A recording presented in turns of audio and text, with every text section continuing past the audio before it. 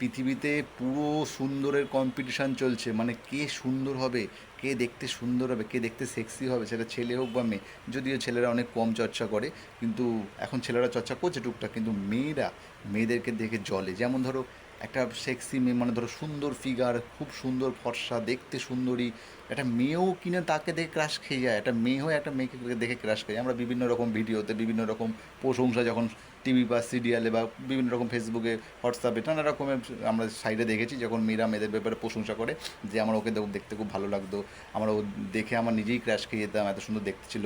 সেটা TV actor হোক, serial actor হোক, মুভি অ্যাক্টার হোক, যে কোনো। তো আর সাধারণ পাবলিকও হোক, প্রচুর মেয়েকে দেখে প্রচুর মেয়ে নিজেরই ভালো লেগে যায়। তাহলে ছেলেদের তো ভালো লাগবে, কারণ ছেলেদের তো মেয়েদেরকে ভালো লাগবে, এই কথা স্বাভাবিক।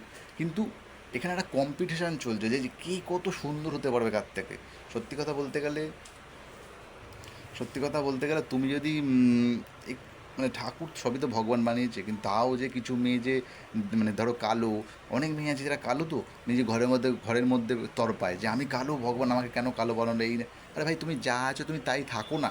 তুমি কালো, তুমি ফর্সা, তুমি কে, তুমি কি, তুমি কোথায়, ওইসব ভেবে বন্ধ করে নিজেকে যেটা আছে সেটা বেটার করো।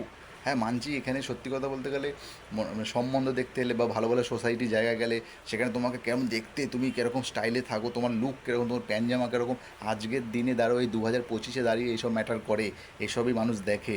এসব দেখে না তুমি একটা গামছা, একটা লুঙ্গি বা একটা তোমার ছেঁড়া নাইটি বা ছেঁড়া শাড়ি পরে তুমি যেখানে সেখানে চলে যেতে পারবে, কারণ তোমাকে লোক পাত্তা দেবে, তোমার ওই ভিখারি বাচ্চা এসে করতে হবে। মানুষের সব বদলানো দরকার, কিন্তু মানুষ বদলাতে পারছে না কেন বলো তো? মানুষ প্রচুর শয়তান। মানুষ দেখায় যে প্রচুর খুশি, আমরা প্রচুর পাল্টে গেছি, প্রচুর আপডেট হয়ে গেছি, আদৌ কিচ্ছু হয়নি মানুষ।